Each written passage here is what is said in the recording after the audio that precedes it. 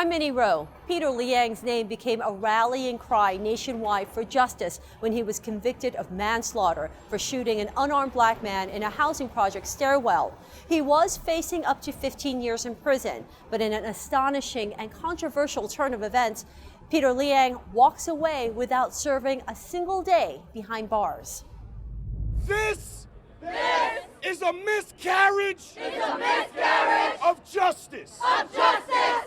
The reaction was swift and furious. This city continues to remind us that black lives do not matter. Black Lives Matter and victim Akai Gurley supporters chanted in unison to show their disgust at the punishment that former New York City police officer Peter Liang received after fatally shooting one of their own. Liang was facing up to 15 years in prison for the manslaughter conviction that he received in February 2016. At his sentencing in April, Judge Chun reduced the conviction to criminally negligent homicide and ordered 800 hours of community service and 5 years probation. Akai Gurley's family and friends huddled in disbelief after exiting the courthouse. Justice was not served to my nephew Akai Gurley. Now here it is. Another black man has been murdered by the hands of the police department, and the officer is not being held accountable. Liang was a rookie New York City police officer when he and his partner were patrolling the Louis H. Pink houses, a housing project in Brooklyn, on November 14, 2014. The two officers had just stepped into the 8th floor stairwell with their guns drawn for safety. A floor below them, Gurley, an unarmed black man, and his girlfriend entered into the stairwell because the elevators were not working. Liang testified that he was startled by a noise and his gun accidentally went off. 911, where's the emergency? 2724 Linden Boulevard. 2724 Linden Boulevard? Yeah. Are you in an apartment or a private house? This is a project. What apartment are you in? Somebody got shot in the stairs of the 5th floor right here. The bullet had ricocheted off the wall and struck Gurley in the chest. Gurley stumbled down a few more flights before collapsing on the concrete floor. Reportedly, Liang and his partner argued about who would report the shooting. Neither police officer administered CPR on the victim.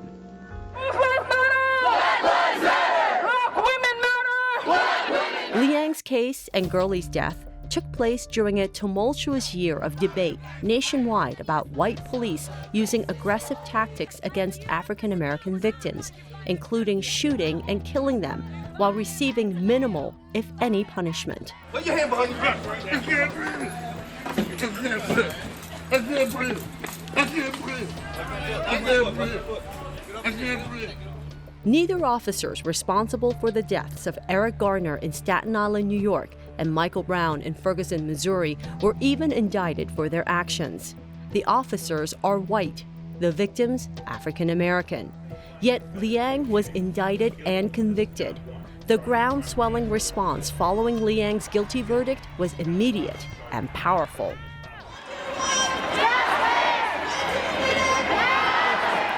The typically silent Asian Americans, who seldom march, seldom protest, poured out in strong opposition to the verdict. In 42 cities across the nation, including Minneapolis, Dallas, Chicago, Sacramento, New York City, many carried signs that read, "One tragedy, two victims," and photos of Martin Luther King Jr. with the inscription reading, "Injustice anywhere is a threat to justice everywhere." Their message was clear: do not scapegoat Officer Peter Liang to pay for the mistakes of others. Peter Liang took the fall for the sins of a country, and while he should be held accountable for the actions that he took, we believe that the sentencing that comes down in April needs to be proportionate to his action and not proportionate to the sins of a nation. Look at Daddy. And equally as vocal was the black community, determined not to allow yet another victim to slip through the cracks. Akai Gurley! Black lives matter!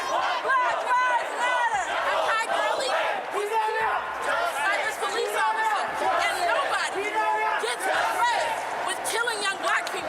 Tensions between the Asian American and black communities bubbled up further following the announcement in mid-March that the DA would not seek prison time for Liang despite the guilty verdict. It was enough to motivate community activists to do what they could to nip the tension in the bud. They hurriedly put together a race relations panel discussion filled with top leaders in both communities, as well as lawmakers, to come to a common solution rather than continue to splinter apart. I'm participating today at this forum because I want to dispel a couple of Asian stereotypes that are a result of racism. Assemblyman Ron Kim, who represents the 40th District of New York, which includes Flushing, a predominantly Asian American district, says contrary to popular belief, Peter Liang's case may be the glue that finally unites the two communities together. Asian Americans are new at this, fighting the unjust fights. The African American black communities have been doing this for so many years. There's a lot to be learned. I think it's very critical that we come together and understand that unless we unite to change the rules of the game, then we're always going to be victims of double standards. Democrat Walter Mosley, who represents Brooklyn in the state assembly, stressed the importance of coexisting peacefully, especially in a place like New York City, where so many racial components live in such close proximity to each other. For us to be divided within that proximity really just adds to the tension, unfortunately, that many of us experience on a day-to-day basis. But I think that what we can do is just look at this as an opportunity to change our moral compass, to change our moral authority in an effort to understand that when justice takes place, regardless of what we want to call it, Asian injustice, black injustice, Hispanic injustice, white injustice, that we all speak up on each other's behalf. Because then I think that will make us a better society and make us a more whole community.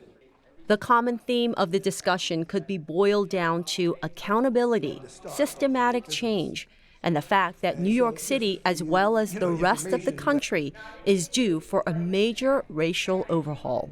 This family lost a life. It doesn't matter where you come from, where you live. Every life does matter, and make sure that the family receives the justice that they deserve. I don't think crucifying Peter Liang is going to result in the justice that they want. I think the NYPD should be accountable. I think NYCHA should be accountable. This is the latest in a litany of mistreatments, of injustices that have been visited upon our community. The laws that are on the books now are sufficient, in my view, to bring about justice if they were applied. Enforce existing laws. And it comes from the top down. And that means we have to make a statement in the next election. Get it out of here! The solidarity that these leaders were hoping for may take some time to achieve as emotions run high at the Brooklyn courthouse on the day of the sentencing. Carol Gray, whose son, Kimani, was shot and killed by police officers in March 2013 in the East Flatbush section of Brooklyn, came out to show her support for Gurley's family. Big insult. I was hurt. Big insult.